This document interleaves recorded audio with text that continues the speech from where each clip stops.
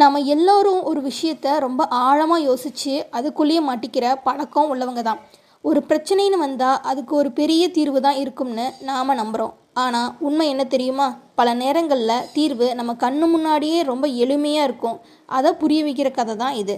வாங்க கதைக்குள்ளே போகலாம். கணித மேதைகள் 3 பேர், ஒரு சாதாரண ஆள். இவர்கள் 4 பேரையும் ஒரு சிறையில் அடைத்து ஒரு சிக்கலான புதிரை கொடுத்து அதை விடுவிக்க சொன்னார்களாம். அந்த புதிரின் விடையின்படி அந்த சிறைக்கதவின் பூட்டை செட் செய்தால் அது திறந்து கொள்ளுமாம். கணித மேதைகள் 3 பேரும் மணிக்கணக்காக பேப்பர்களை வைத்துக்கொண்டு புதிரை விடுவிக்க மண்டையை பீத்து கொண்டிருந்த போது அந்த சாதாரண ஆள் கூலாக உட்கார்ந்திருந்தானாம். பின்னர் மெதுவாக நடந்து சென்று கதவை தள்ள அது திறந்து கொண்டதாம். ஏனென்றால் கதவு பூட்டப்படவே இல்லை. நண்பர்களே, இந்த கதை சொல்ல வர விஷயம் ரொம்பவும் எளிமையானது.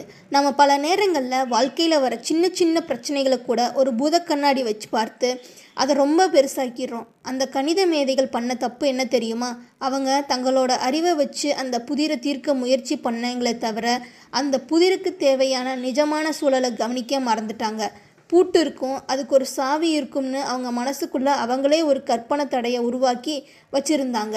ஆனால் அந்த சாதாரண மனுஷன் எதை பற்றியும் முன்கூட்டியே தீர்மானிக்கல. அவனோட கண்கள் கதவை பார்த்தது, கை அதை தொட்டது, அவ்வளவுதான். நம்ம வாழ்க்கையிலையும் அப்படித்தான். பல கதவுகள் திறந்தே தான் இருக்குது, ஆனால் அதை பூட்டி இருக்கும். அதை திறக்க பெரிய படிப்பு வேணும், நிறைய பணம் வேணும், பெரிய தகுதி வேணும்னு நம்ம பயமும் அதீத யோசனையும் நம்மளை அங்கேயே கட்டி போட்டுடுது.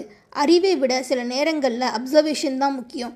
அடுத்த முறை ஒரு பெரிய பிரச்சனை வரும்போது மண்டையை பிச்சுக்கிட்டு யோசிக்கிறதுக்கு முன்னாடி ஒரு நிமிஷம் நிதானமாக கவனிங்க.